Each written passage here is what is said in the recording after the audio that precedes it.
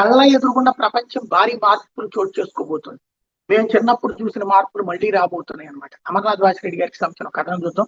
గత 25 ఏళ్లలో మనం చూసిన సమాజం వేరు. ఇక మనం చూడబోతున్న సమాజం అన్ని విషయాలలో అనేక విషయాల్లో తీరు వేరు. ఇప్పటిదాకా చదువు సాగిన తీరు వేరు, ఇప్పుడు చదువు సాగాల్సిన తీరు వేరు. అదే పాత పద్ధతి అనుసరిస్తే భవిష్యత్ అంధకారం. సాఫ్ట్వేర్ స్వర్ణయుగం ముగిసింది. ఇప్పటిదాకా సాఫ్ట్వేర్ ఉద్యోగులు ఆదాయం 14, వ్యయం 13, అవమానం 1, రాజపూజ్యం 14. ఇకపై ఆదాయం 4, వ్యయం 14, అవమానం 14, రాజపూజ్యం 1. సాఫ్ట్వేర్ ఉద్యోగులతో మొదలుపెట్టి అనేక మంది అధిక జీతం, అధిక ఖర్చులు, విలాసాలు పద్ధతిలో ఇప్పటిదాకా జీవితాన్ని సాగించిన వారు ఇక గడ్డు రోజును ఎదుర్కోబోతున్నారు. ఇలా కూడా జరుగుతుంది. అందరూ షాక్ తినే రోజులు రాబోతున్నాయి. 4 తక్కువ శాతం వ్యక్తులు అపర్ కుబేర్లు అవుతారు. మధ్యతరగతి చితికిపోతుంది. కారులో ఇంటర్నేషనల్, బడిలో బిడ్డను దిగబెట్టిన పేరెంట్స్ ప్రభుత్వ బడ్జెట్ పాఠశాల వైపు చూసే రోజులు రాబోతున్నాయి. హైదరాబాద్, పాత కృష్ణా, గుంటూరు జిల్లాలో సాఫ్ట్వేర్ మార్పులు తీవ్రంగా ప్రభావం చూపబోతున్నాయి. 1980లో కంప్యూటర్లు, బ్యాంకు ఉద్యోగాలను చెప్పుకుంటూ కొంతకాలం నిర్భయంగా బతికేయచ్చు. ఒంటరితనం అతిపెద్ద వ్యాధిగా విస్తరిస్తుంది. అదే సమయంలో వ్యాపారులకు జనాలను ఒంటరితనం పెద్ద బిజినెస్ గా మారబోతుంది. స్ట్రెస్, వ్యాకులత, మానసిక కుంగుబాటు, ఆటో ఇమ్యూన్ డిజార్డర్, షుగర్, అధిక BP, fatty liver disease, cancer విచ్చలవిడిగా విస్తరిస్తాయి. స్ట్రెస్ వల్ల నిద్రాణంగా ఉన్న మానసిక రోగాలు శివతాండవం చేస్తుంటాయి. ఆత్మహత్యలు, హత్యలు, నేరాలు సర్వసాధారణం అవుతాయి. ఇవన్నీ జరిగితే భయం వేయచ్చు.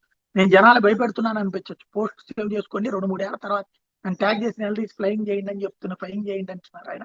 పరిష్కారం ఏంటంటే చాలా సింపుల్. మనిషిలా బతకాలి. వాల్యూ జడ్జిమెంట్ కాదు, బయలాజికల్ రూల్స్. మన పూర్వీకులు జీవించిన విధానం మన బాడీని సెట్ చేసింది.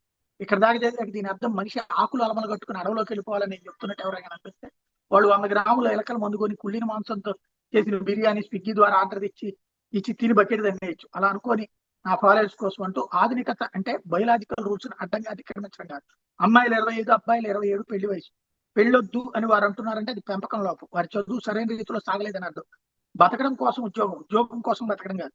ఈ బతుకు పరమార్థం కంపెనీ కూలీ కావడం కాదు అని ప్రతి తల్లి తండ్రి పిల్లలకి చెప్పాలి. గొప్పగా బ్రతకాలి అనే తాపత్రయం వద్దే వద్దు, హ్యాపీగా బతకాలి. 1980కి ముందు చదువులు ఎలా సాగేవో అదే రీతిలో సాగాలి. ఇంకా తెలుసుకోవాలంటే తన క్లాసులు చెప్తాను రమ్మంటున్నారు. రసాయనాలు కాదు, బతకడం కోసం తినాలి, తినడం కోసం బతకూడదు. ఆకలేస్తే తినాలి, బోరు కొడితే కాదు.